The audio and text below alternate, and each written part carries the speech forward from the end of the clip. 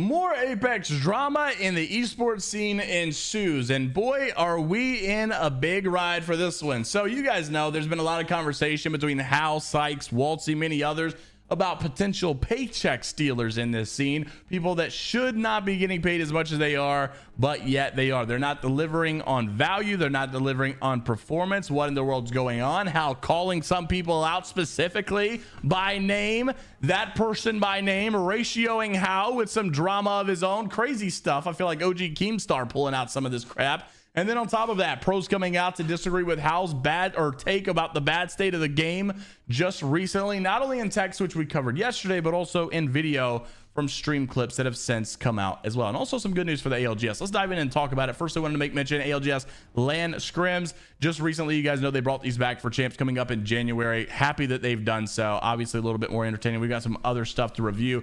Fnatic looking good. We talked about APAC North, their performance and how that may impact or I guess the impact they have had on the ALGS this year, right? Doing really good at Split 1 playoffs, winning Split 1 playoffs, another top 3 finish at Split 1 playoffs. Then you move into Split 2 and it's really North America. It's EMEA, right? It's some other regions kind of shining some light. Then we look at champs and wonder, will they have a resurgence? Is APAC North still in the conversation, or are these other regions taking back control? Does it have to do with the legend meta, etc., etc.? Anyways, it is worthy to note, Fnatic is looking good in scrims. They've kind of been consistent with this past 2 days, but scrims at the end of the day are scrims, right? You see this from other teams. Falcons, which have dominated in scrims in the times past and can't deliver on LAN performance. Furia has always kind of looked pretty good with scrim performance, but is that always the case with the BLGS, the ALGS, LAN events, etc.? Obviously, that's the conversation we keep having. Fnatic, NRG, Complexity, Meteor, Eternal, Cloud9, Bleed Esports, 100 Thieves, Crazy Raccoon, and Oblivion in the top 10. Teams like TSM, Alliance, Havoc, Liquid Alienware, Virtus Pro, Gaming Gladiators, Reignite, a lot of big teams down here in the bottom 20. Obviously, we'll keep you up to date with the latest on this. Also, just recently, you saw from our video yesterday, How coming out with a big tweet saying Apex has reached its bad point, or it's not even enjoyable in comp. So many pros and creators going to leave after champs. The game's in such a bad state right now. It's an actual clown show what this game has become. Then we talked about some of the comments here, like Nicewig saying, hey, here's how we could fix it. Zara, you know, all these people saying, here's what we need to do, here's how they need to fix it. But it was not only just text, right? Not only just tweets, because not everything gets out with the tone of voice or full details, lack of characters, or, you know, words that you can actually put in a single tweet. So then you had some more conversations in depth, and we'll kind of simplify these to just you know, the short gist of it. But this was Sweet Dreams and Verholst giving their take on video in response to their state of the game and why they actually disagree with Hal. Roll the clip. Dude, I love this update, man. I'm having a fun time, bro. I don't know. It's like, I don't know. It's like the edge fighting shit's fun. I'm gonna be real. It's not the most fun on Pathfinder. Pathfinder's just a fucking refrigerator. But like, bro, the meta is good, man. I don't know. I think the one thing that needs to be removed though is whenever you res somebody with support in general, them healing to 100 flesh health passively, it makes no sense to me. Like, how are you gonna give every character in the support class the passive ability of Lifeline? Actually, just like a hyper ape meta. It's like, you don't have to play zone anymore. Get red armor.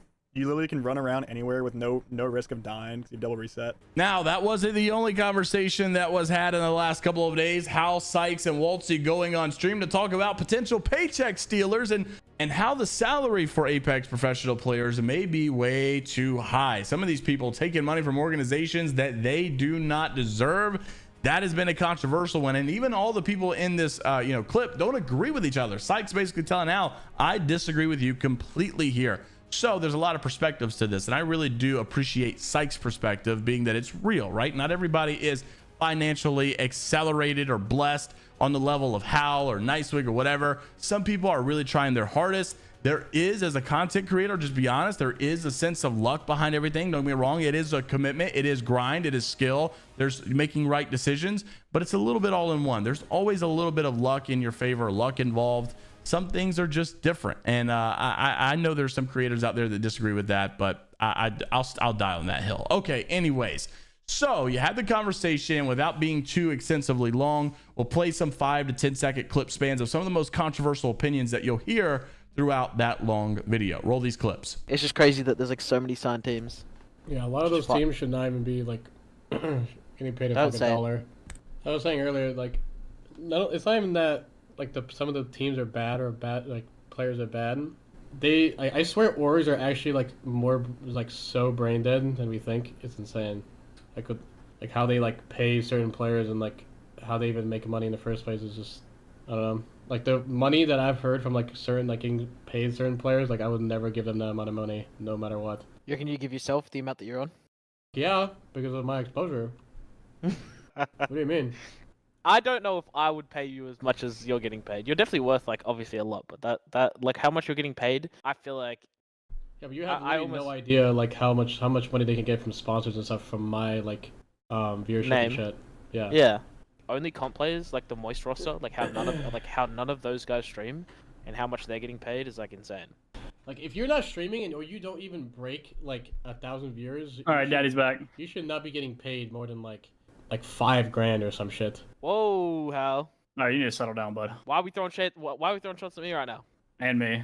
If I was an org owner, I would not be paying people fucking like if you're not breaking at least 1,000 viewers, you should not be getting. It's also paid very more than, it's like- also very dependent on what the org cares for. They just like XSET was an org that I was on that like literally only cared about like the way we did. They only cared about the way we performed. That's why they paid us a lot, and we did really good for a long time. And then whenever we stopped doing good, it was like obviously like that was the end of the fucking Sounds like a very stable relationship. end of the. Oh, it's obviously. I'm not saying it's stable. It's obviously not stable. But yeah, I mean, you're definitely right. Like obviously, it's better if the players like have fucking big streams. But saying that you shouldn't be making 5K a month if you're not making 1,000 viewers is like crazy. Because there's like literally fucking 8 people now that pull over 1K average. So in that, right, we talked a lot about these paycheck stealers and how these people, I did find the one about Moist a little weird because they are at least delivering performance, just recently winning BLGS not long ago. This team is very stacked. This team we know is probably going to do good at LAN. They have not really been showing signs of weakness lately, I don't think. They've looked good, but maybe their pay is just extensively high compared to the fact that they're not streaming like whatsoever or hardly ever at all. And their numbers aren't necessarily on the level of some of these other big guys. So I get it, right? Yes, build a platform, start streaming. I'm totally with you. I totally agree. But I do think we give credit where credit is due. Moist is obviously outperforming Falcons right now. Moist is obviously looking better than most of the other teams out there right now. It's not like Falcons are really delivering on performance right now, but the value that Falcons have, yes. I mean, Hal makes a great point. I think all of these people need to start committing more to their platform, their stream, their personalities, and trying to become of more value. And also, I agree with the fact that someone who has that value should get paid more than someone who's just only bringing performance or only bringing accomplishments. I think that's a fair point because there's only so much money to be made with the performance versus how much money you can make with the entertainment side of the business. A lot more, a much higher ceiling there, if you will. But when it comes to these paycheck stealers, Hal had a very specific opinion that he wanted to get out, and that was coming from Gnaske. Gnaske comments on the state of the game comment saying, look, like how all you do is complain every now and then, whatever, blah, blah, blah. And a lot of people are saying this. Hal makes this tweet maybe once every month, every couple months, season, or when Falcons or TSM or whatever team he's playing on is not performing well, suddenly the game's bad, it's not enjoyable anymore. Well, Gnaske comes out and he kind of, I guess, echoes that, right? I only want to play Horizon. When Horizon isn't playable, everything else sucks, the game's bad, whatever the case may be. Hal says, this is literally the first time I've said something like that. Gnaske said, well, it was just jokes. I just posted to get my impressions from this tweet. I'm getting back into my Twitter game. Not too serious. Hal didn't seem to appreciate it. He said you care more about impressions than the future of your game. Nice. And Gnaske fires back. Facts. My bad. Let me delete my comments so the game can heal. ImperialHal responds, though, and says, I'm just trying to have a productive convo, but you are instead trolling. Gnaske saying, did you have a productive convo with Jen when you knew he was going to get dropped? Oh my gosh, that was crazy. Massive ratio, by the way, but Hal had enough, and now he's calling them out at NIP, the team Gnaske's on. And obviously Zane and Amphi, the whole NIP roster, Hal is commenting at them. Look, he is a paycheck stealer. Here is example or exhibit A of someone who's getting paid or on a big organization and they're not delivering performance. So crazy stuff. And even on the Reddit side of things, people were saying, well, I've got my opinion about both. A lot of people were agreeing with Gnaske on this side. But I also really appreciated Sikezz' opinion or Sikezz' perspective here, because you're always going to be biased towards yourself, right? At the end of the day, it's your livelihood. You need these funds to exist. You need them to live, pay rent, pay your house off, whatever, your car, your expensive living. So of course you're going to tell yourself, I'm worthy of this. I need this. And that's fair. That's a real pain point in life. I don't really think that it should be overlooked. But interested to see what your thoughts are. Also, as we wrap the video up, I want to let you guys know some pretty good news. Apex Esports definitely hitting some high popularity with the LAN over in Japan. They made an update. They've not only sold out of their tickets, they added more tickets because they wanted to get more seats. And on top of that, they now just posted a life or a personal goal here saying tickets have only been live for a couple of days and we've already sold more tickets than any other ALGS event ever. The passion from the Apex community is unmatched, I think specifically over there in Japan, and we're doing the best to open up additional seats, even more, and to create a lottery system for the premium ticket upgrade so that more fans can experience Champs in person. The process is taking a little bit longer than anticipated, so we need to delay adding additional tickets until November 29th at 1 a.m.